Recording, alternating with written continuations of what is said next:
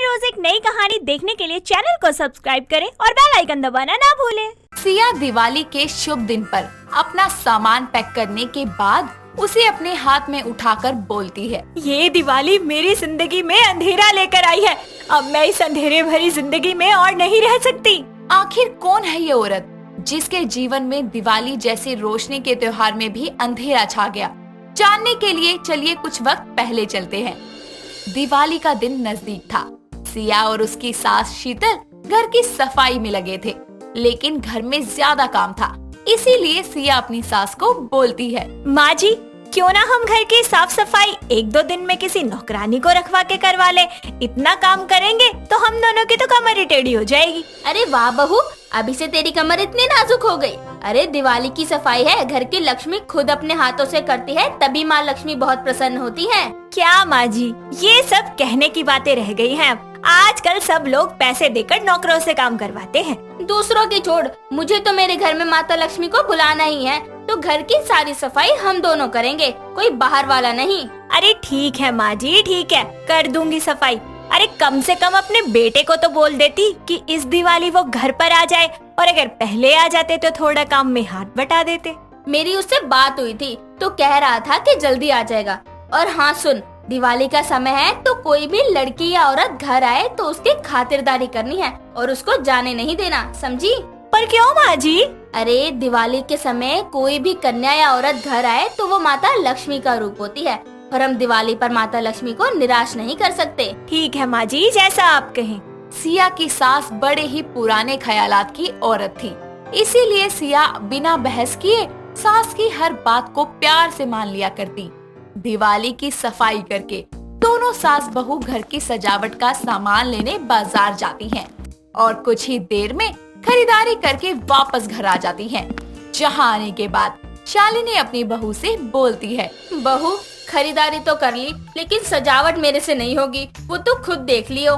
ठीक है माँ जी, आप देखना, इस बार घर को इतना सुंदर सजाऊंगी ना कि लक्ष्मी माता सीधा हमारे घर पर ही आएंगी। सिया आने के बाद घर की सजावट में लग जाती है और शाम होते होते अपने घर को रंग बिरंगी लाइटों से रोशन कर देती है और साथ ही साथ खूबसूरत तरीके से घर को सजाती है। और उसकी सास भी ये देखकर बोलती है, वाह बहू, तूने तो इस घर को दुल्हन की तरह सजा दिया, अब तो माता लक्ष्मी को यहाँ आना ही पड़ेगा। शालिनी के इतना बोलते ही उनके घर की डोरबेल बजती है, जिसको सुनकर सिया बोलती है, लो माँ जी, शायद आपकी लक्ष्मी माता भी आ गई, मैं देखती हूँ। सिया दरवाजा खोलती है और सामने अपने पति नीरज को देखकर बहुत खुश होती है, जिसके बाद उसकी सास बोलती है, माँ जी, देखिए कौन आया है। अरे कौन है बहू? अरे वाह, दिवाली पर मेरे घर का चिराग आ गया। दोनों सास बहू नीरज को देखकर बहुत खुश थी, लेकिन तभी नीरज के पीछे से एक औरत उसके साथ आकर खड़ी हो जाती है और नीरज अपनी माँ और बीवी को देखते हुए उस औरत का हाथ पकड़कर बोलता है, माँ ये मालिनी है, मुझे बेंगलोर में मिली थी। हम दोनों साथ काम करते हैं और काम करते करते कब एक दूसरे से प्यार कर बैठे पता ही नहीं चला। ये सुनकर दोनों सास बहू के होश उड़ जाते हैं और सिया गुस्से में उसका हाथ नीरज के हाथ से छुड़वाते हुए बोलती है, आपको शर्म नहीं आती ये सब करते हुए? अरे आप शादीशुदा है, आप किसी और से प्यार कैसे कर सकते हैं? मैं आपकी पत्नी हूँ, मेरी जिंदगी बर्बाद करते हुए आपको जरा भी शर्म नहीं आई? पहले मुझे भी यही लगा था कि मैं गलत कर रहा हूँ। तब मालिनी ने मुझे समझाया कि शादी के बाद किसी से प्यार होना गलत नहीं है, क्योंकि अगर आप अपनी शादी से खुश नहीं हो तभी आपका दिल किसी और पर आता है, और तब आप अगर अपनी खुशी को चुनते हैं तो आप गलत नहीं हैं। छी, जैसी घटिया ये लड़की है वैसी ही घटिया इसकी बातें हैं। अरे आप मेरे पति हैं, मैं आपको किसी और के साथ पल भर भी बर्दाश्त नहीं कर सकती। अभी के अभी इसे घर से बाहर निकालिए। अगर आप दोनों मालिनी को नहीं अपनाओगे तो मैं भी इस घर से चला जाऊंगा। तो फिर आप भी इसके साथ चले जाइए, लेकिन मैं इस सौतन को अपने घर में नहीं आने दूंगी। सिया की बात सुनकर नीरज वापस जाने लगता है। तभी ये सारा तमाशा देख रही शालिनी उसे रोकते हुए बोलती है, रुक जा नीरज, कहीं नहीं जाएगा तू, और ना ही ये लड़की। माँ जी, ये कैसी बातें कर रही हैं आप? आप मेरी सौतन को घर में आने की इजाजत दे रही हैं? अरे मुझे आपसे ये उम्मीद नहीं थी। मैंने सारी जिंदगी आपको अपनी माँ मानकर आपकी सेवा की और आज आप अपने बेटे की गलती को नजरअंदाज कर रही हैं। बहू, मैंने तुझे कहा था ना कि दिवाली पर कोई भी औरत आए तो वो मेरे लिए माता लक्ष्मी का रूप है और मैं उसको घर से जाने के लिए नहीं कह सकती। ये मेरी सौतन है, कोई देवी माता नहीं है। अरे लोगों के घरों में दिवाली के दिन लक्ष्मी आती है, पैसा आता है, लेकिन मेरे घर मेरा पति मेरी ही सौतन तोहफे में ले आया और आप उसे देवी का नाम दे रही हैं। बहू, 2 दिन बाद दिवाली है, जब तक तुम्हें इसे घर में रखना ही होगा। 2 दिन में तो मैं सिया का पत्ता काट के अपनी जगह बना ही लूंगी। माँ जी, आप ही मनाइए इसके साथ खुशियों वाली दिवाली, मैं नहीं मनाऊंगी। सिया अपने कमरे में चली जाती है और खुद को लॉक करके बहुत रोती है। रोए भी क्यों ना, दिवाली पर लोगों के घर माता लक्ष्मी आती है और उनको खुशियाँ देती है, लेकिन यहाँ तो दिवाली पर उसकी ही सौतन घर आई थी और जो उसकी खुशियों को आग लगाना चाहती थी। लेकिन शालिनी अपनी पुरानी सोच के चलते उसको घर में आने देती है, जिसके बाद मालिनी नीरज के साथ उसके कमरे के बाहर खड़ी होती है, क्योंकि अंदर सिया ने दरवाजा बंद किया हुआ था। नीरज दरवाजे को खटखटाते हुए बोलता है, सिया दरवाजा खोलो, मुझे अंदर आना है। सिया दरवाजा खोलती है तो मालिनी उससे बोलती है, तुम्हारा रोना धोना हो गया हो तो प्लीज निकलो मेरे नीरज के कमरे से, यहाँ मैं और वो रहेंगे। वो हमें आराम करना है। इसी बीच वहाँ शालिनी आती है और बोलती है, नीरज, तेरा और इस लड़की के रहने का बंदोबस्त मैंने मेहमानों वाले कमरे में कर दिया है, वहाँ जा, ये कमरा सिया का है। नहीं माँ जी, आपने जब इस औरत को इस घर में मेरी जगह दे ही दी है तो इस घर में इस कमरे पर मेरा कोई हक नहीं है और ना ही यहाँ के लोगों पर।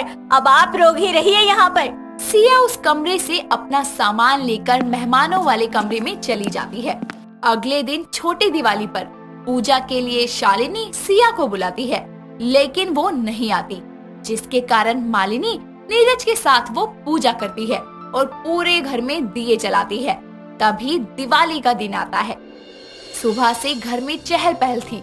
मालिनी अपनी जगह बनाने के लिए शालिनी के साथ हर काम में मदद करवाती है, जिसके बाद शाम की पूजा की बात करते हुए शालिनी बोलती है, सिया तो कल से अपने कमरे से नहीं निकली है, अब शाम की पूजा कौन करेगा? अरे आंटी जी, आप चिंता मत करो, मैं हूँ ना। ये पूजा घर की लक्ष्मी, घर की बहू करती है। माँ, अब आपको मान लेना चाहिए कि मालिनी ही इस घर की असली बहू है। वो सिया की तरह अपनी जिम्मेदारियों से भागी नहीं, बल्कि आपके साथ मिलकर इस घर की बहू के सारे फर्ज निभाए, तो इसको ये हक तो मिलना ही चाहिए। हाँ, सही कहा बेटा, जो अपने फर्ज निभा रहा है उसी को इस घर की बहू बनने का हक है। ये सारी बात सुन रही सिया अपनी आंखों में आंसू लिए एक फैसला लेती है। शाम होने पर शालिनी जहाँ पूजा की तैयारियों में लगी थी, वहीं सिया इस शुभ दिन पर अपना सारा सामान पैक करने के बाद उसको हाथों में उठाए बोलती है, ये दिवाली मेरी जिंदगी में अंधेरा लेकर आई है और मैं इस अंधेरे भरी जिंदगी में अब और नहीं रह सकती। शालिनी, नीरज और मालिनी पूजा के लिए तैयार होकर खड़े थे। तभी वो सिया को सारा सामान लेकर घर के बाहर जाते देखते हैं, जिसके बाद शालिनी उससे बोलती है, सिया, बहू कहाँ जा रही हो? माँ जी, आपने अभी से अपनी बहू माना है, मेरे सारे हक भी इसे दिए हैं, ऐसे में मैं इस घर में और नहीं रह सकती, इसीलिए मैं आप सबकी जिंदगी से जा रही हूँ। ओह थैंक गॉड, तुमने बहुत अच्छा फैसला लिया, निकलो मेरे घर से। चुप हो जा लड़की। और सिया, तुझे क्या लगा? अरे इसको घर में रखने से मैं इसको अपने घर की बहू मान लूंगी? मेरे लिए तू ही मेरी बहू है और रहेगी। और इसको 2 दिन रखने के लिए मैंने इसलिए कहा क्योंकि इन 2 दिनों में मैंने अपनी जायदाद के पेपर्स को तेरे नाम किया है और अब इस घर में नीरज का कुछ भी नहीं है। क्या?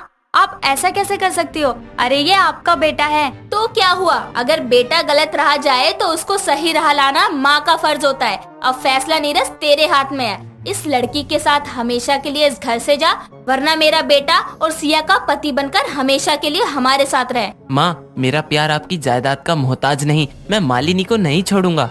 पर मैं तुमको छोड़ती हूँ? अरे पागल हो क्या? इस जायदाद के लिए तो मैंने तुम जैसे लड़के से प्यार किया, और जब यही तुम्हारे पास नहीं रहेगी तो तुमको रख कर क्या चाटूंगी मैं? मैं जा रही हूँ। मालिनी की सच्चाई नीरज के सामने ऐसे आएगी, उसने ये कभी नहीं सोचा था, लेकिन वक्त रहते उसकी माँ की समझदारी ने उसको बर्बाद होने से बचा लिया था, जिसके कारण उसको अपनी गलती का पछतावा होता है। और वो अपनी पत्नी सिया से हाथ जोड़कर माफी मांगता है। सिया उसको माफ तो नहीं करती, लेकिन अपनी माँ जैसी सास के लिए उसके साथ खुशी खुशी दिवाली की पूजा करती है। संस्कृति तो बस नाम था, पर वो थी अपने नाम से बिल्कुल अलग और अक्सर ही कुछ ऐसे काम कर दिया करती थी कि अपने कारनामों से सबके होश उड़ा दिया करती थी। संस्कृति यश नाम के लड़के से बहुत प्यार करती थी। यश भी उससे काफी प्यार किया करता था। ऐसे ही एक दिन उन दोनों के बीच में थोड़ी सी लड़ाई हो जाती है और संस्कृति उससे बात नहीं करती और यश भी गुस्से में उससे बात नहीं करता। ऐसे ही एक दिन वो अपना फोन निकालकर संस्कृति और अपनी चैट पढ़ता है तो उसे व्हाट्सएप पर संस्कृति की डीपी नजर नहीं आती। वो तुरंत ही अपना फोन उठाकर उसे कॉल करता है और बोलता है, हेलो संस्कृति। क्या हुआ? अब क्यों कॉल किया है? आ गई मेरी याद? तुमने मुझे व्हाट्सएप पर ब्लॉक कर दिया है क्या? पागल हो क्या? मैंने कोई ब्लॉक नहीं किया तुम्हें। तो मुझे तुम्हारी डीपी क्यों नहीं दिख रही? क्योंकि मैंने हटा दी थी। मैं चाहती थी कि तुम मुझे पहले कॉल करो, बस इसीलिए ये सब किया और हटा दी डीपी। ये सब तो मेरा प्लान था। यार ऐसे होश मत उड़ाया करो मेरे, नहीं तो किस दिन हार्ट अटैक आ जाएगा मुझे। पता है कितना डर गया था मैं, मुझे लगा मैंने तुम्हें खो दिया है। इतना प्यार करते हो मुझसे? अपनी जान से भी ज्यादा। मैं तुम्हें कभी खोना नहीं चाहता। मैंने सिर्फ तुमसे प्यार किया है। मैं औरों की तरह नहीं हूँ जो ब्रेकअप के बहाने ढूंढता हूँ और छोटी सी बात पर छोड़ दूँ। एक के साथ रहने में विश्वास करता हूँ। ऐसे ही दोनों अपनी प्यार भरी बातें करते हैं और कुछ दिन यूं ही बीत जाते हैं, पर संस्कृति अपनी हरकतों से बाज नहीं आती और आए दिन कुछ न कुछ ऐसा किया करती जिससे लोगों के होश उड़ ही जाया करते। ऐसे ही एक दिन यश अपनी माँ उर्मिला से बोलता है, माँ आपको नहीं लगता अब मेरी शादी की उम्र हो गई है? अरे हो तो गई है तेरी उम्र, पर तुझ जैसे निठल्ले से शादी कौन करेगा? माँ उसकी टेंशन मत लो, बस कुछ ही दिनों में वो जॉब भी लग जाएगी। वैसे मैंने एक बहुत अच्छी बहू ढूंढी है आपके लिए। वाह, खुद के लिए लड़की भी देख ली और माँ को कुछ बताया भी नहीं। वैसे मेरी होने वाली बहू का नाम क्या है? संस्कृति नाम है उसका। बहुत अच्छी लड़की है, हमारे घर में खुशियाँ भर देगी वो माँ। अच्छा, अरे लड़की के नाम से ही पता चल रहा है कि वो कितनी संस्कारी और गुणी होगी।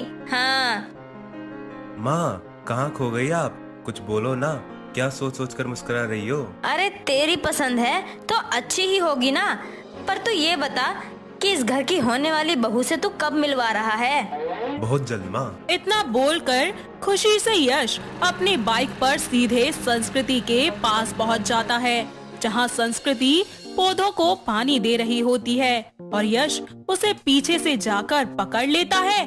फिर बोलता है, तुम्हारे लिए एक सरप्राइज है। अच्छा, क्या सरप्राइज है? जल्दी बताओ। मैंने माँ को तुम्हारे बारे में सब बता दिया है और उन्हें हम दोनों के रिलेशन से कोई प्रॉब्लम नहीं है। दोनों बहुत ही ज्यादा खुश होते हैं। ऐसे ही अगले दिन यश अपनी माँ के साथ रिश्ता पक्का करने के लिए संस्कृति के घर आता है। सभी लोग बैठकर बातें कर रहे होते हैं कि तभी संस्कृति छोटे कपड़े पहनकर हाथों में चाय नाश्ता लिए आती है।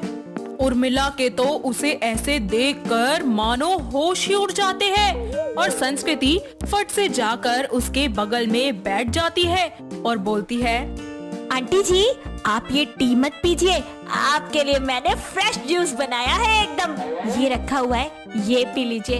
ओके, आप दोनों बातें कीजिए, हम दोनों जरा बाहर घूम कर आते हैं। चलो यश यहाँ से। इतना बोलकर संस्कृति यश को लेकर उसके हाथों में हाथ डालकर वहाँ से चली जाती है। ये सब होता देखकर उर्मिला मन ही मन सोचती है, हाय राम जी, क्या सोचा था और क्या पाया मैंने।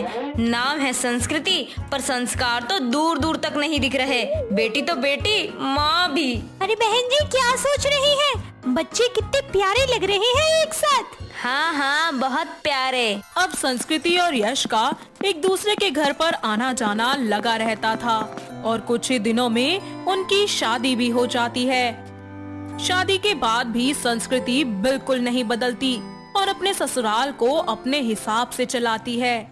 ऐसे ही एक दिन उर्मिला फ्रिज से कुछ रसगुल्ले निकालकर खाने ही जा रही होती है कि तभी संस्कृति उसके हाथों से रसगुल्ले को लेकर साइड रख देती है, जिस पर उर्मिला के सब्र का बांध टूट जाता है और वो बोलती है, ए लड़की, तू इस घर की बहू है, मालकिन नहीं।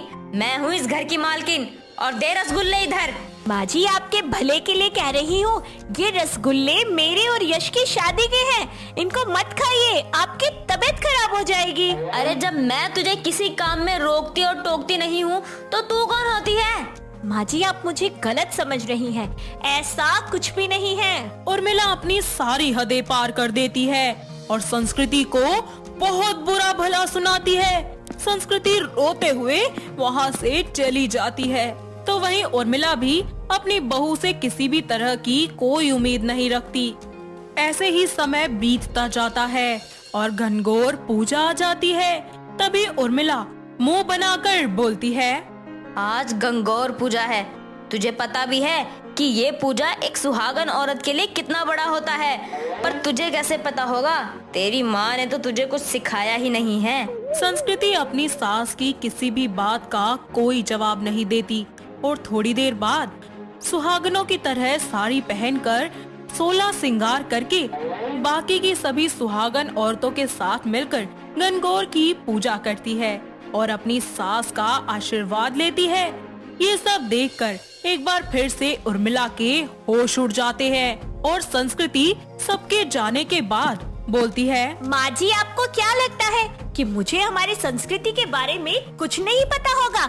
अरे मुझे हमारी संस्कृति, रीति रिवाज सबके बारे में भली भांति पता है, और अपने ही नहीं बल्कि दूसरे देश के बारे में भी पता है। अरे मैं बिना किसी लॉजिक के कभी कोई बात नहीं कहती। माँ, आपकी बहू ने इसी की पढ़ाई कर रखी है। जितना उसको पता है ना, उतना तो शायद आप भी नहीं जानती होंगी। और छोटे कपड़े तो वो अपने कंफर्ट के लिए पहनती है। संस्कृति का मानना है, इंसान जिसमें खुद को कंफर्टेबल फील करे उसे वही करना चाहिए। माँ जी, मैंने उस दिन रसगुल्ले खाने के लिए आपको इसीलिए मना किया था क्योंकि वो रसगुल्ले खराब हो चुके थे। और जिस दिन आप मुझे देखने आई थी उस वक्त भी मैंने आपको चाय की जगह जूस दिया था क्योंकि वो शुगर फ्री था, और आपको शुगर है इसीलिए। ये सब जानकर उर्मिला के फिर से होश उड़ जाते हैं, जिस पर यश हंसते हुए बोलता है, क्यों माँ, आज संस्कृति को जानकर आपके भी होश उड़ गए ना? इसका तो काम ही यही है, सबके होश उड़ाना। बहू, मुझे माफ कर दे, मैंने तुझे बहुत बुरा भला कहा। कोई नहीं माँ जी, आप माँ हैं और हम बच्चे, आपको पूरा हक है हमें डांटने का। उर्मिला को अपनी गलती का एहसास होता है और वो संस्कृति से माफी मांगती है। संस्कृति भी खुशी खुशी अपनी सास को माफ कर देती है। तीनों एक दूसरे को गले लगाकर अपनी नाराजगी को खत्म कर लेते हैं और एक साथ खुशहाल परिवार की तरह रहने लगते हैं। तो दोस्तों, कैसी लगी आपको हमारी ये होश उड़ाने वाली बहू की कहानी? क्या आपके घर के आसपास भी है कोई ऐसी बहू जिसे अपने रीति रिवाज इतने अच्छे तरीके से मालूम हो और वो भी बात बात पर हर किसी के होश उड़ा दिया करती हो? अगर हाँ, तो उसे ये वीडियो दिखाइए और हमें कमेंट करके बताइए।